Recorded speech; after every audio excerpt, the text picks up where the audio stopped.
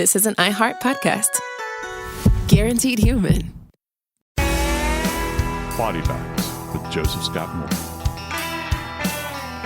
Look, I was a normal kid growing up. My favorite movies when I was a kid were probably, let me see, in this order.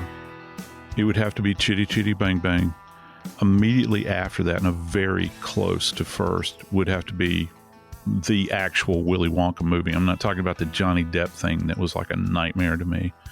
Those were my two favorites. And I have to qualify that by saying I was a normal kid because I did actually like stuff like that. But I got to tell you, one movie that had a lasting impact on me other than The Birds, which I saw at a drive-in when I was little and scared the hell out of me, was the movie The Paper Chase. I love that movie. I don't know why it is. I think it didn't have so much to do with all the associated characters around it. It had to do with John Houseman's character. Because I saw that and I thought, even at that young age, when it came out in 1973, I thought, wow, wouldn't it be great to be a lawyer? And it didn't hurt that the man in my life that I idolized the most was my uncle, who wound up being a prosecutor in the New Orleans area and eventually became a judge, a district judge, and then eventually an appellate judge. And it just seemed like a magical environment. It was harsh. It was hard. But you could see within that framework of that, I don't know, that theatrical piece, I guess, that there was something to it. It had real resonance with me, even at a very young age. You know, if it hadn't been for my uncle that I idolized, I probably would have become an attorney, because at one point in time, I told him that, and he said, if you do, I'll never speak to you again. So with that said, I'd like to take you back in time today to talk about a first-year law student. A first-year law student who had all of the promise in the world. Her entire life was ahead of her. She had already completed 2 undergraduate degrees, one in political science and one in paralegal, which is no easy feat. She was working and going to law school.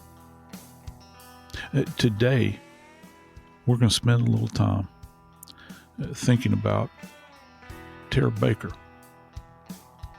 law student, University of Georgia, who died back in 2001.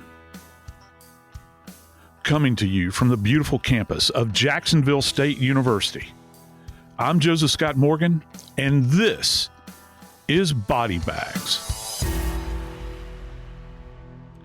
I don't know why it was, Dave. I used to think that I would be good at arguing before a court, and I think that we romanticize that. You don't really think about the grind that law is. I think people see folks coming to court on television, and they think that that's all there is to it. And of course, that's a rather simplistic view of the world, because there's so much stuff that goes on behind the scenes before you ever make it to court. If you're going to be that type of attorney, because there's multiple roads, kind of like medicine. You can go down and never walk inside of a courtroom. Right. And people don't, but you have to be prepared, to do this and along the way.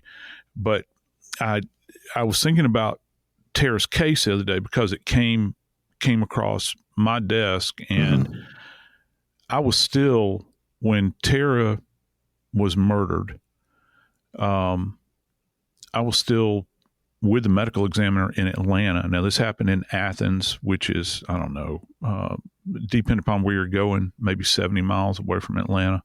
And it was statewide news, right, because it happened at the flagship university in the state of Georgia, and stuff like this just never happened. And you know what else it made me reflective of, Dave? We just come through the horror and the brutality of what happened to Laken Riley. Oh, yeah. Just, I guess last year. Yeah, at UGA. With it, yeah. And it's weird, isn't it weird? And I know that you've been involved in media your entire life, but isn't it interesting how it kind of rises and falls. You know, the Tara Baker case consumed everything for so long in the media. And then I hadn't thought about it in years until it came across my desk with some information we're going to tell you about. But yet, you know, with Laken, that happened, and that was in the news forever and ever. And of course, that's passed on now. We still, you know, remember, obviously, but it's out of the news cycle. And you know what? These two homicides, Dave, occurred within 5 miles of each other. Wow. Didn't know that. They did. Yeah. I'll never forget it. I think it's Fawn Drive is the actual name of the street where Tara lost her life. Man. Or let me rephrase that. She didn't lose it, where she was robbed of her life. And then, of course, Laken was robbed of her life not too far away from there, Dave. Yeah.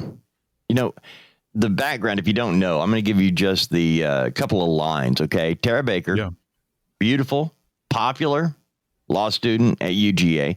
Now, Joe, didn't she already have 2 bachelor's degrees? Yes. Okay. Yeah, she had gone to Georgia College, which I think is Milledgeville, Georgia, which is south of Athens. Yeah. This is This is somebody who actually is really on the ball, committed. It's not just enough to be smart to pull off this type of education. You actually have to spend a lot of time. You know, there's a lot of smart people in the world that are intellectually lazy. That was not Tara Baker. Tara Baker was smart, and type A personality. So hours before she turns 24 years old, and I think about this, Joe, what I was like at 22, 23, 24. She would not have given me the time of day, Right. I mean, she would have gone, "You loser, get out of here."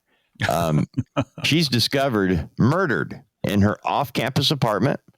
Her killer set fire to her bedroom to try to mask the crime and destroy evidence.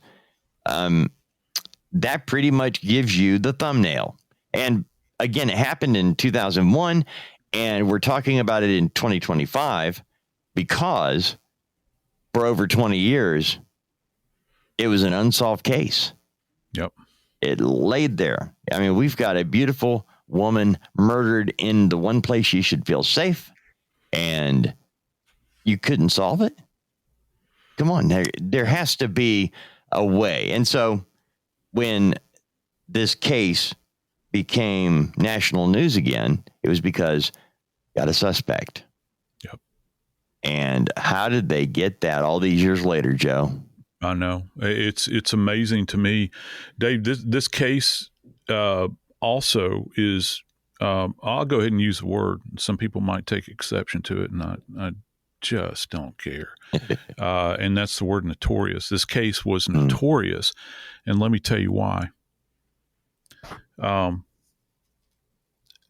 As is our theme on body bags, and shall remain our theme as I am sitting behind the microphone,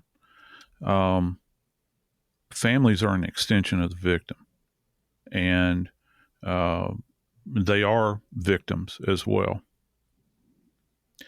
This case was notorious, Dave, from an investigative standpoint, because they didn't give the family any information. It was what's the old saying? Their silence is deafening. Right. Dave, can I throw a figure out to you? Please. Now, this is going to blow your mind. Are you ready for this? She died in 2001. Take a wild guess when the coroner issued the death certificate. Oh, wow. No idea. 2010. Wow. Why? 2010. Why did it take so long to get that? It baffles the mind, and you have this, there's one thing, I know I hammer away at the idea of closure. Oh, yeah. But there are these little benchmarks along the way as a person is going through grief. And look, psychologists have talked about it for years and years. There are these little elements along the way where you're kind of not really benchmarks, mileposts, where you're headed towards some kind of semblance of healing. Mm-hmm. And I've always felt that that death certificate, just in and of itself, it symbolizes a new stage. As painful as it is, when a family can actually take it and look at it, and they have this official document where they can reflect on it, and it might be the most painful information in the world. And I promise you, I've read thousands of death certificates. The information contained on that one sheet of paper is horribly painful for many people, but yet it is information. It's information. Information, Dave, is like a balm on the soul of an individual that is grieving. They have something, and it's their choice as to how they can use it, and they can factor it into their brain and all these sorts of things. But can you imagine going 9 years and not having a death certificate? I couldn't, plumb the depths of it. I remember back then, because like I said, I was still working in Atlanta. And as a matter of fact, I might get this wrong, but it seems as though that our doctors in Atlanta were still working. Our doctors moved back and forth between the Atlanta office and the state ME's office. Now, that might have ceased by then. I think that they probably had already hired their own standalone medical examiner, but we knew all of those guys. And it's not that they didn't have information at autopsy, because look, the medical examiner, in a coroner state, okay, they send bodies away to have them autopsied, because in many coroner states, they don't have a forensic pathologist that is in fact a medical examiner as well. Georgia's one of those places. So if you're in like Athens, Clark County, the coroner there is not a forensic pathologist. So they have to send the body to another location, have the body autopsied by a forensic pathologist. That forensic pathologist turns those results over to the coroner, and the coroner is actually what's referred to as the certifier of death. Okay. They take the information from the medical examiner, make their determination, and they sign off on it. Wow. And that seems not quite complete. It's an odd thing, and it's not just limited to Georgia, but the fact that it took so long. Look, there are cases out there where, and I know because we've covered them. I mean, just look at Ellen Greenberg, back and forth with her death certificate, but at least they had a death certificate, right? And look, they'll go back and they'll amend it, they'll change it, they'll do all these sorts of things, but at least there is some kind of official document that, from an official perspective, says that, okay, we are certifying that your loved one is dead, deceased, and gone, and here are the causal factors, and here's the manner, which there's only 5 of them, that we have ruled that this category, that your loved one's death falls under this category. And Baker's family didn't have any of that? No. They would be given something in writing, that says, this might be what we think that it is, but it's not the official, finished death certificate. That didn't come about until 2010. All right. Well, Joe, when this was called in, when first responders arrive, they're there for a fire. They're not there because of a dead body. Yeah. They're not there because of anything other than a fire was called in. They arrive. They go to the bedroom, which is started in the bedroom on the mattress. I'm guessing there. I don't know that for a fact.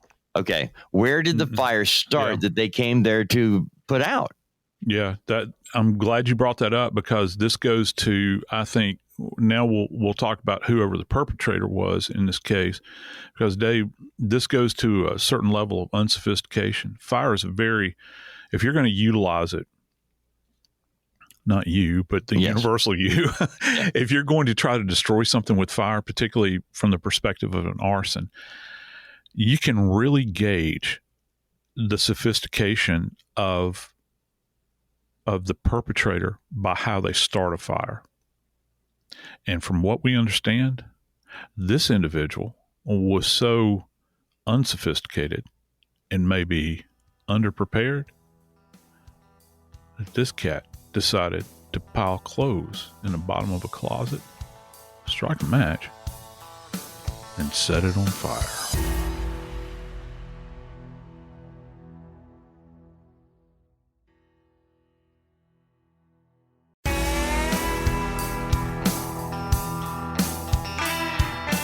160 Fawn Drive, Athens, Georgia. You know, they get this call. They're called to a fire. Putting out a fire. That's why I've always been a fan of firefighters.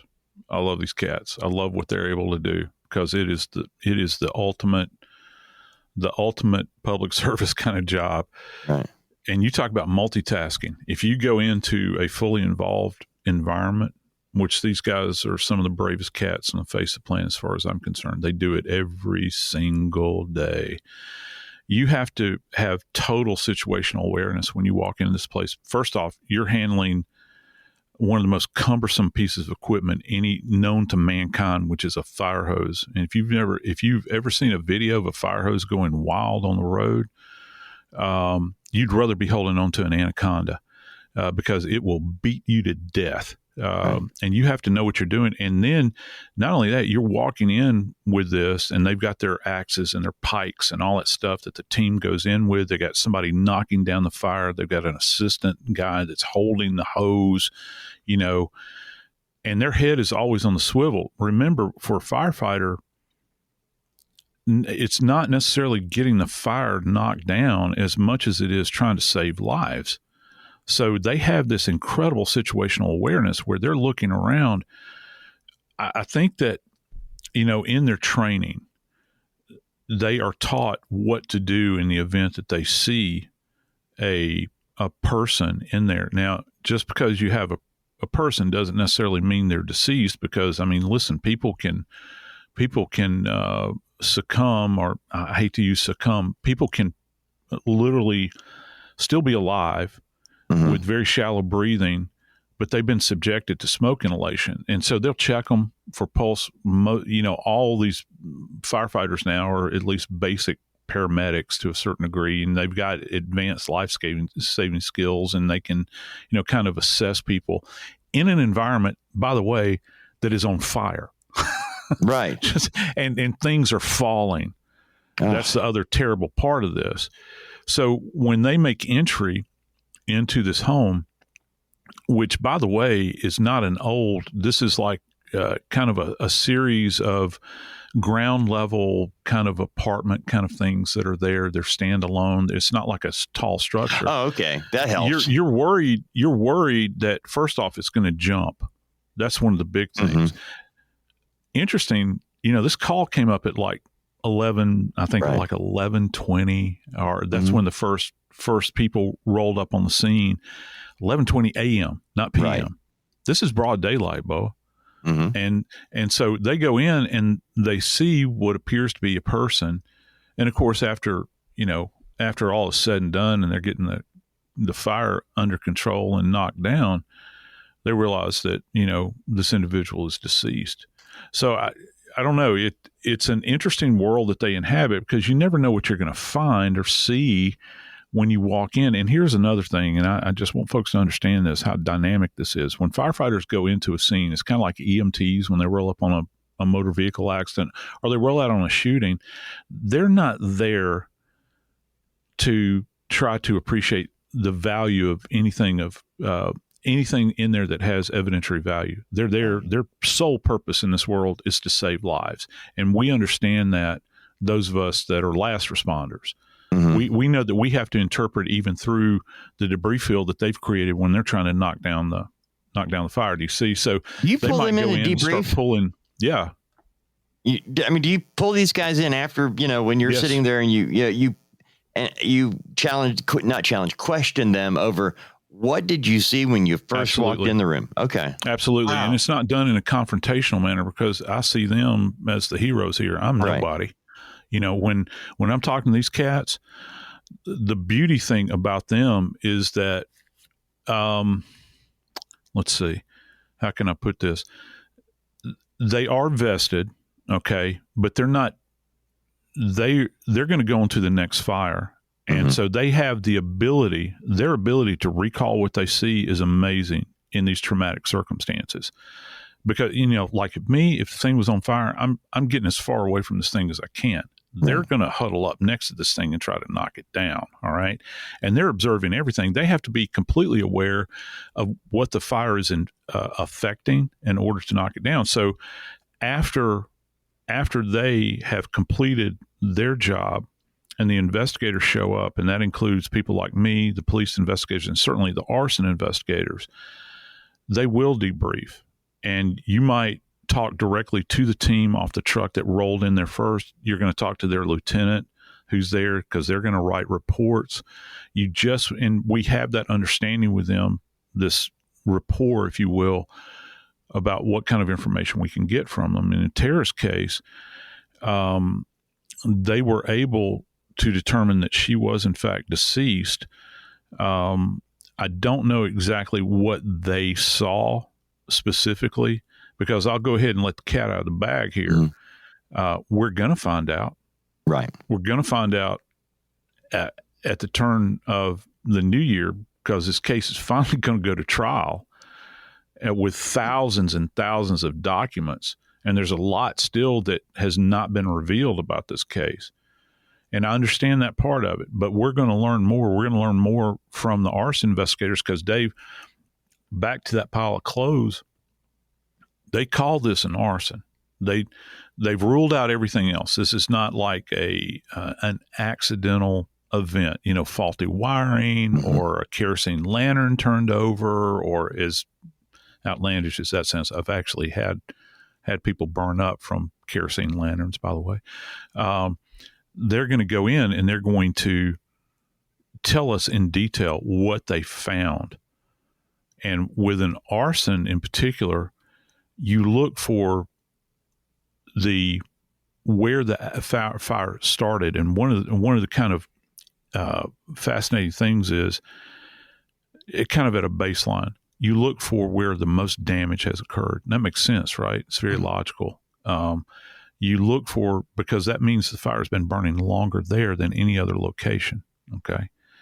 But they were able to identify a pile of clothes. So that means that the pile of clothes in some way survived. Well, Morgan, how did it do that if you're talking about fire? You never know. There might have been buttons. There might have been zippers piled on top of each other that, the fire is going to maybe eradicate the cloth that the thing is made out of, that the garment is made out of, but all those little elements are going to drop down, and you're going to have them there. Was there any accelerant involved? Did somebody pour, charcoal lighter, or did they use gasoline, or what did they use? So that's going to be something else that they would have, no pun intended, sniffed out. I wonder back then, did they bring arson dogs on there? I know that they probably collected samples from that whole area, and that debris field right there, they would have lifted that entire thing up. They probably put it in a sifter like you see with archaeologists. And anything that's in there, those little bits, they're going to look for, particularly metallic bodies.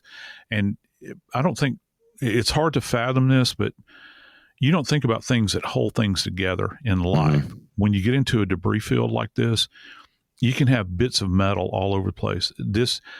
Like if you try to go into an environment like this with a metal detector, as opposed to like out in an open field where somebody's been shot, you're looking for a projectile, it's needle in a haystack time, because there's so much metal in a house that you don't think about. It could be a button, it could be a zipper, it could be a paper clip, it could be staples for all you know. So it could be the nails that held down the carpet. All right, the carpet might be gone, but those nails are still going to be there. It's really a very highly specialized form of investigation. But for anybody who has ever had a burn pile out in the backyard, not in a barrel, but actually a pile that you made to burn things, if you've ever seen this where maybe you put too much on the pile to burn and you light it, the fire burns the outside of the whatever you're burning. And then if you pile stuff on top of it, just throwing it on there, putting too much on there, and it starts to smolder and what have you, as it catches more fires and more oxygen comes in, it actually burns the outer shell. But you could, in this case with clothing, you could still have clothing that is relatively unburned, that's toward the bottom of the pile or in the middle of the pile. Because you could. And you know where else you're going to have clothing? If an individual is clothed, let's just say you've got an individual that is lying on their back and they're killed. Let's say somebody is choked out. and they're lying on their back, and somebody douses them in an accelerant, something flammable, sets the body or the clothing on fire, that remnant of clothing is still going to be on their back because it's not burning. There's separation between the body and the exterior, the upside of the body, rather, the visible side.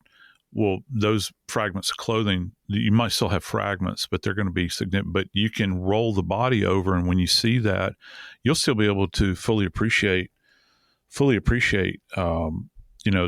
make, manufacture. The tags will still be in the collar. That's why you look at the sophistication of somebody that sets a fire. Now, I don't think that the fire was necessarily set in this case in order to eradicate any evidence that a human being was there. It was meant, I think, to eradicate any kind of evidence that may have been there. And of course, this individual failed miserably because at the conclusion of their investigation, we now know that not only did he not eradicate the evidence of where the fire started, he certainly didn't cover up what Tara's cause of death was.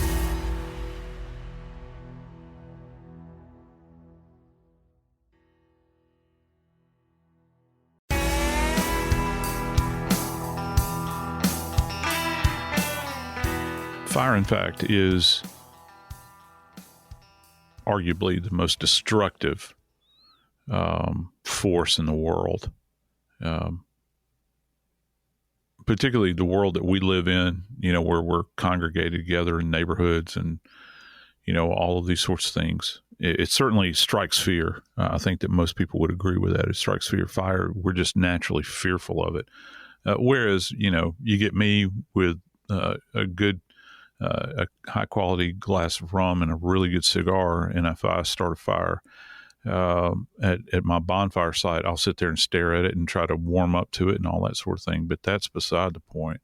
For people that utilize fire, they have this idea, Dave, that you're going to eradicate everything. And of course, that is an empirical impossibility. You can't. As a matter of fact, and I know we've talked about this before, but as a matter of fact, by virtue of introducing fire and accelerants into an environment, you're actually creating more evidence. Now, we might be absent some things, but sometimes you can create more evidence. You can create evidence that many people don't think about, like the intensity of fire. If I have a location where, or if I have a body that has been burned, let's say that their head is more affected or damaged than their lower limbs, I know that somebody has made an attempt to maybe even put more accelerant on the head and the face than they did on the feet, and that they just keep adding it to it over a period of time. And that's those little nuanced areas that you have to look at. Fire investigation by far is the most difficult practice in forensic science, and is, in my opinion, is the most esteemed relative to the guys that go out in the field and do it. It takes so much training. You have to have an awareness that most people don't, because I'll walk into a house fire, Dave, and everything looks black and gray to me. And it would to you too, everybody else. But arson investigators, let me tell you something. They walk into an environment and they have a completely different spectrum that they're looking at this thing through. They don't see just black and gray. Like if you were to take the grill cover off of your charcoal grill, you and I would look down and we'd see mushed up bits of, old charcoal that's just kind of settling there. And that's the way fire fields look like, debris fields to us. But for those that are trained in arson, certainly not.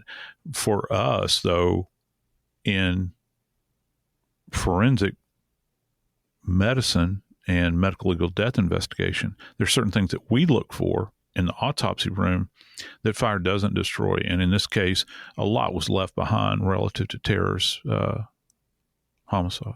All right. Is the fire the reason it took 9 years to actually get formal documentation on her death?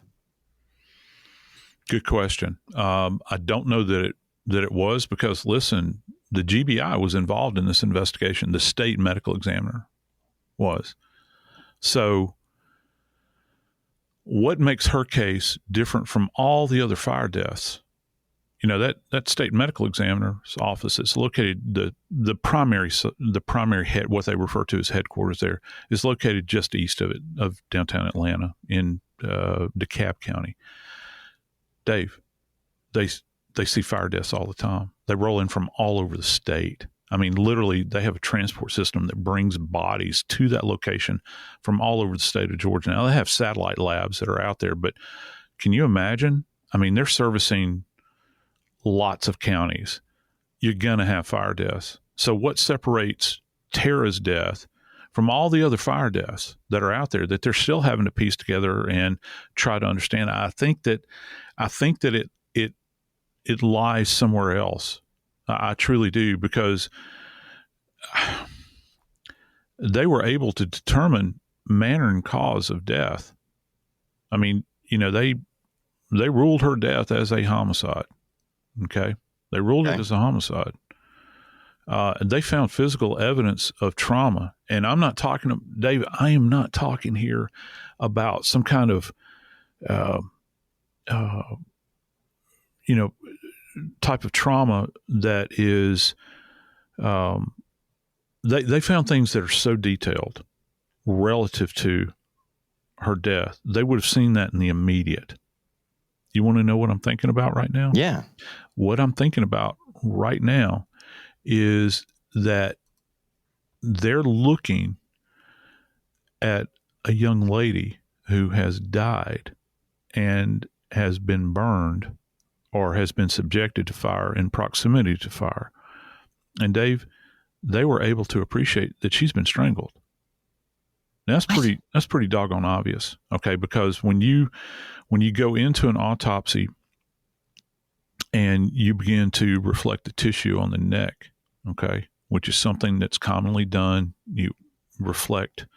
I say reflect. Reflect actually is a term that's used like kind of a peeling back, if you will, so that you're not just looking at the skin, you're looking at the musculature beneath the skin. And there's a particular way in which we do this. I'm not going to go into it right now, but when you reflect that skin, you can actually look at the neck and you hear me talk about strap muscles many times in the neck. If you'll just kind of place your hand on your anterior neck on either side of your larynx, that cartilaginous body, it's right in the middle there. In those muscle groups right there, if someone has been strangled, whether it's with a ligature like a rope, or if it's a manual strangulation where you're talking about the hands, you're going to see focal areas of hemorrhage in there. Well, Dave, I got to tell you, brother, I think they saw that day. They saw that there. So I'm coming back to what you had mentioned about why did it take so long? You know where I'm hoping that we really get a solid answer, and I think defense counsel will probably ask this: why did it take so long? And I don't care if the defense is asking it. Right. They're going to have to, maybe they'll have to explain that in court. I don't know. It might be a question that'll come up. But not only did they find that this poor young lady had been strangled, they discovered that she had been beaten, which we know that if there's evidence of beating, that means that the injuries that are presenting on her body, that happened in life. This was not post-mortem. Neither was the hemorrhage in her neck. So this is an antemortem event that's leading to death. Oh, and by the way, yes, she was stabbed too. And here's one of the more ghastly things, and I'm not going to go into detail about this, and you can take away from it what you want. But this suspect that they have in custody, Dave, they have charged him with aggravated sodomy. Holy moly. Okay, so that's different than rape. Now, all our friends out there, they can draw their own conclusions about that, but we're going to learn more about that in this trial that's going to happen after the first of the year. And I think that probably the picture that is painted is going to be something that is so horrific when this begins to play out, in the courtroom there in Athens, Clarke County, Georgia. It's going to be very striking. They're going to have Dave, forgive me. Mm-hmm. You had mentioned a number a moment ago, and it was almost mind-boggling. How much documentation do they have on this case? 25,000 documents associated with this case. And as you and I were talking, it doesn't mean 25,000 pages. It means 25,000 folders that could contain one, it could be one sheet of information from a police report to a full-on 100-page report on the button they found in the bathroom. I mean, it varies, but 25,000 documents. And when the discussion came up about the case and being prepared for trial, it wasn't the defense asking for more time. It was both. They were both fine, being the prosecution and defense were like, again, now, a lot of times we come into a case and we want to see the bad guy put away, which is, we always come into a case like that. But we are supposedly looking for the truth. And if you're looking for the truth, the prosecutors have to be open to actually looking at all the information as well, not just the defense looking for holes. They're looking at the entire case to make sure they have everything. So for the prosecutors to say, there's so much information we've got to go through, we're cool. We're good with taking until January. We have gone 24 years now.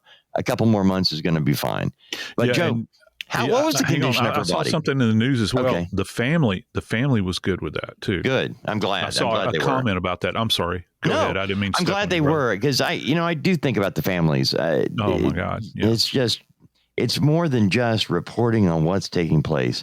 It really has over the years become more about the family. I always think about the parents and the children and extended family members who've lived with this nightmare. But here's a really sad portion of this, Dave.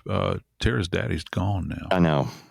And it just boggles. It hurts. And that's, when he closed his eyes in death, you think about,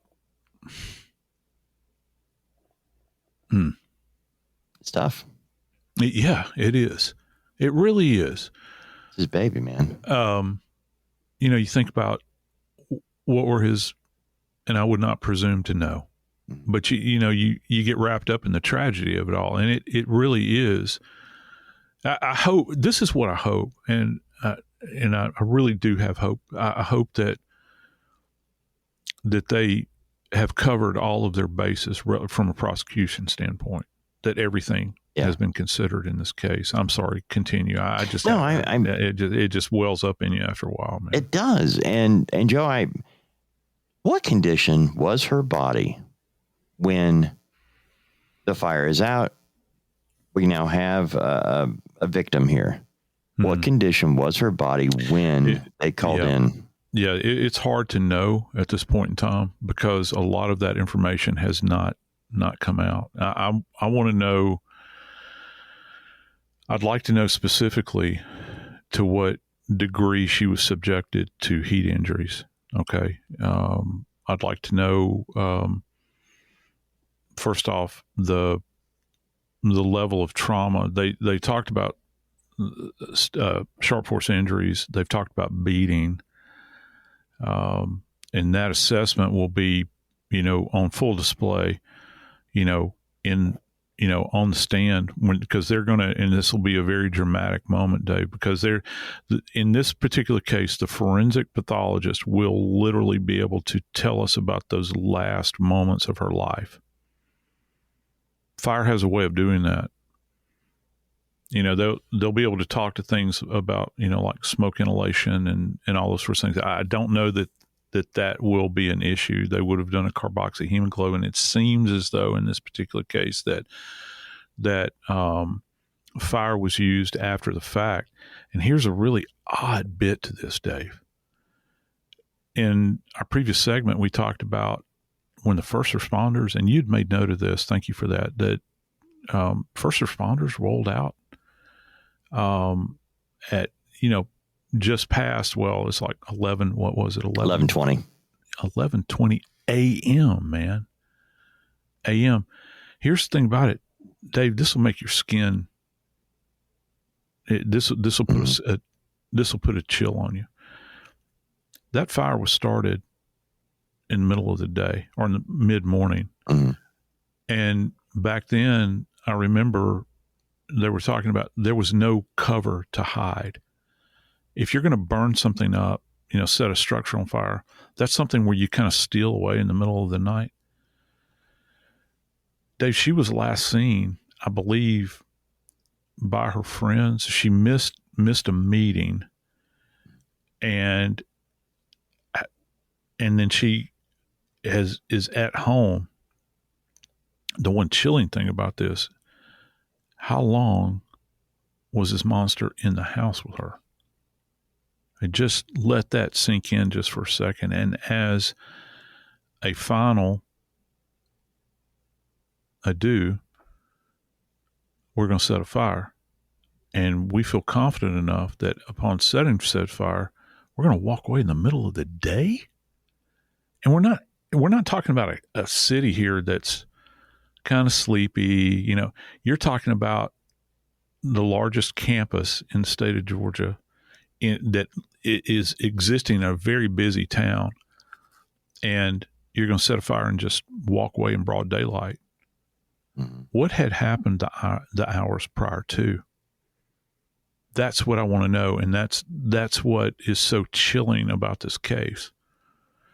Because to me, I think that there might be elements of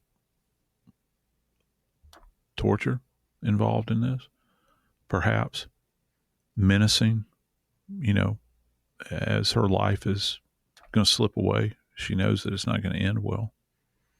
And that's very sad. I mean, it is, but we do know that we have somebody in custody. What's his name again, Dave? Edrick Lamont Faust. He's been charged with felony murder, 2 counts, aggravated assault, possession of a knife during the commission of a crime, aggravated sodomy, concealing the death of another person, tampering with evidence, and first-degree arson. Those charges let you know a lot of information about what's going to come out at trial. Yeah, they do. They do. I mean, you're talking about stacking it to the ceiling on this guy. It's and you can. It's like a roadmap, isn't it, Dave? All of those counts along the way. What's going to happen with him. Well, I can tell you, he's going to go into the Athens-Clarke County Courthouse with his defense team, and I hope he's prepared, because it sounds as though that the state has had a sufficient amount of time to put the case together. They've certainly got an overwhelming number of documents. Let's just hope that they do, in fact, prosecute this case in a manner in which would honor Tara and her family that have been waiting for so very many years. I'm Joseph Scott Morgan, and this is Body Bags.